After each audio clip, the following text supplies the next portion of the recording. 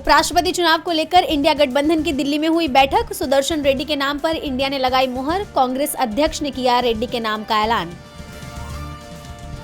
आज दिल्ली में एनडीए संसदीय दल की हुई बैठक। पीएम समेत कई बड़े नेता रहे शामिल। मोदी ने उपराष्ट्रपति पद के उम्मीदवार सीपी राधाकृष्णन का कराया औपचारिक परिचय। संसद के मानसून सत्र का 19वां दिन। आज भी सदन में एसआईआर को लेकर विपक्ष का विरोध रहा जारी। एसआईआर पर चर्चा करने के लिए आप सांसद संजय सिंह ने राज्यसभा में भेजा नोटिस। वोटर अधिकार रैली में राहुल गांधी का चुनाव आयोग और बीजेपी पर तीखा हमला। कहा, मोदी, शाह और चुनाव आयोग को नहीं करने देंगे वोट चोरी। मुख्य चुनाव आयुक्त पर जमकर भड़के आरजेडी नेता तेजस्वी यादव। बोले, ज्ञानेश वही पढ़ रहे थे जो उन्हें पीएमओ से मिला था। विपक्ष के निशाने पर फिर आया चुनाव आयोग। आरजेडी नेता तेजस्वी यादव ने दिया बड़ा बयान। बोले, राहुल गांधी को अगली बार बनाएंगे प्रधानमंत्री। बिहार रैली में राहुल के साथ सरकार पर भी जमकर गरजे तेजस्वी।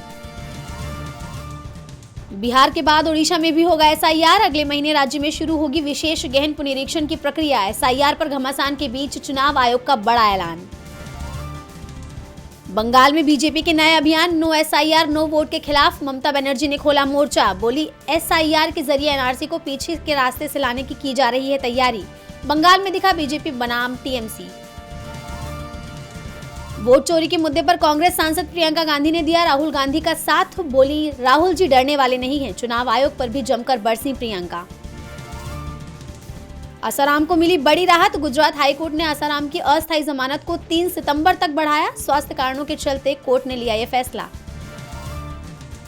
ट्रंप के निशाने पर वोटिंग मशीन। डाक मतपत्रों पर भी लगाएंगे रोक। अमेरिकी राष्ट्रपति ने की बड़ी घोषणा।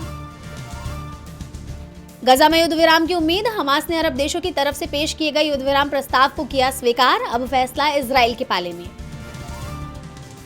दुनिया बदल रही, नहीं चलेगा कोई भी एक तरफा फैसला। भारत आए चीनी विदेश मंत्री वांग यी का अमेरिकी राष्ट्रपति को 2 टूक मैसेज। परमाणु ताकत में तेजी लाएगा उत्तर कोरिया। तानाशाह किम जोंग का ऐलान। दक्षिण कोरिया और अमेरिका पर युद्ध भड़काने का लगाया आरोप। अमेरिका की टैरिफ एक्शन के बीच रूस का बड़ा ऑफर। T-72 टैंकों की जगह घातक स्टील्थ T-14 अमार्टा टैंक की पेशकश। भारत में ही उत्पादन का भी दिया था प्रस्ताव।